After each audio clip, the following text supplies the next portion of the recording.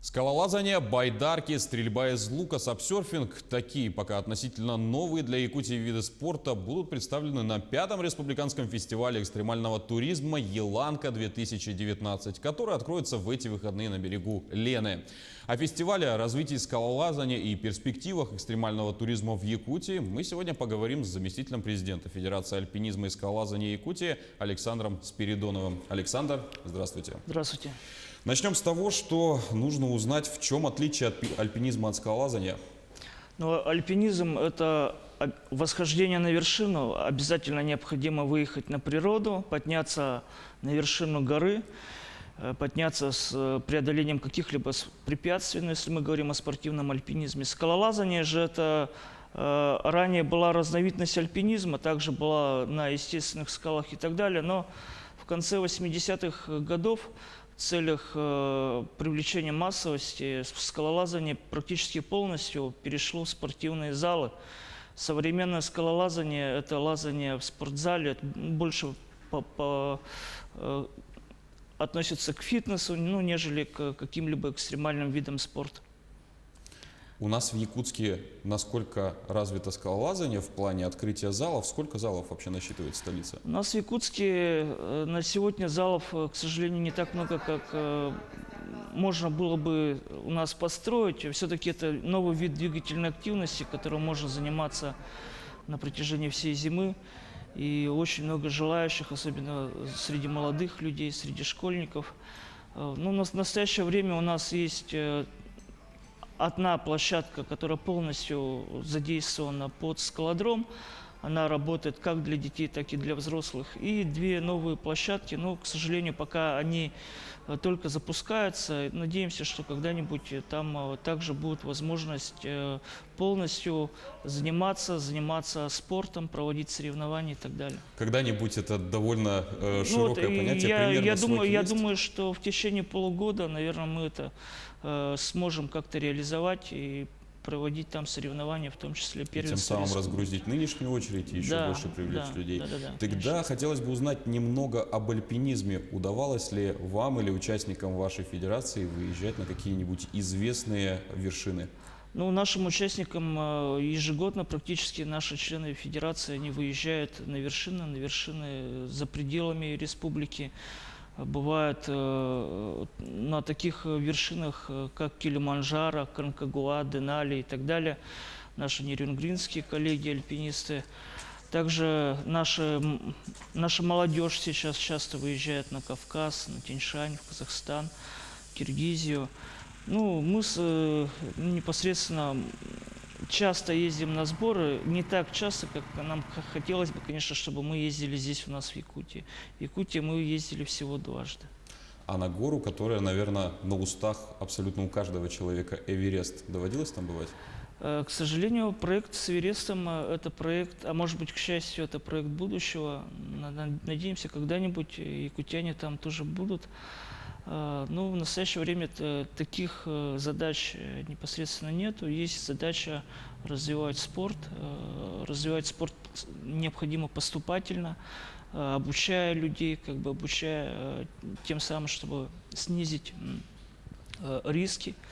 И вот в этом плане, конечно, фестиваль экстремального туризма и такие проекты, как фестиваль, как секция скалолазания и так далее, они способствуют этому, способствуют обучению. О фестивале мы поговорим немножечко позже. Для начала хотелось бы узнать о том, что ваша федерация относительно молодая, созданная, если мне не изменяет память, в 2015 году. Много ли приверженцев этот вид спорта обрел за эти годы? Приверженцев обретают, как сказать, есть пропускная способность спортивной площадки. Я считаю, что наша пропускная способность сейчас задействована максимально, поскольку мы в те часы, которые мы можем давать занятия для детей и для взрослых, она в принципе полностью загружена. Кроме того, этот скалодром находится в спортзале школы, несмотря на то, что в этой школе есть 3 спортзала. Это центральная, одна из самых больших школ нашего города. И Там проходят уроки физкультуры. С одной стороны, конечно, это минус в том, что мы не можем секции скалолазания как бы развивать полноценно. С другой стороны, там проводятся уроки физкультуры, это тоже очень большой, хороший опыт, поскольку там на скалодроме, прямо на уроках физической культуры занимаются дети. И это тоже очень хороший опыт. Ну, то есть, немного уточним, они используют это не просто как помещение, а именно занимаются там скалолазанием? Да, есть такое упражнение, называемое траверсом, хождение влево-вправо на высоте, в общем-то, 30 сантиметров. И для детей это укрепление пальцев, ну, какая-то новая форма двигательной активности, это тоже очень хорошо. В Якутии по сравнению с другими регионами альпинизм и скалолазание на профессиональном уровне развит не так сильно. С чем это связано и вообще насколько природные и иные условия позволяют нам это в будущем, желательно в ближайшем развитии на более профессиональной основе? Мы знаем, что альпинизм зародился в 23 году, когда студенты Тифлисского университета поднялись на гору Казбек. Скалолазание также родилось как вид спорта, тоже родилось в Советском Союзе в 1947 году на скалах Домбая. Были проведены первые соревнования, ну, тогда они были скоростные, то есть кто быстрее долезет до вершины трассы, тот и объявлялся победителем. И до 80-х годов все-таки было, то есть несмотря на то, что скалолазание относительно молодой вид спорта, в 2017 году скалолазание в нашей стране отметили 70-летие. И, естественно, вот в тех горных районах Алтая, Урала, Кавказа, в тех горных районах Советского Союза, Тянь-Шаня, где были условия, скалолазание развивалось. У нас скалолазание на Дальнем Востоке развивается также с отставанием, например, от Бурятии и Хабаровска. Там они начали лет на 10 пораньше. Ну, как бы, я считаю, что мы развиваемся достаточно динамично и должны с развитием материально-технической базы, финансирования, должны как-то постараться догнать.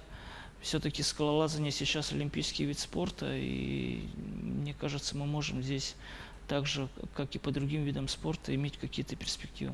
В начале программы мы с вами поговорили о местах за пределами региона. Давайте теперь узнаем, какие места в Якутии являются самыми притягательными и привлекают ли они внимание туристов, приезжают ли к нам со стороны. Да, у нас есть... Вообще наша республика, как говорил Кулаковский, это горная республика, горная страна, он говорил. И действительно это так, потому что почти 2/3 республики занимают горы.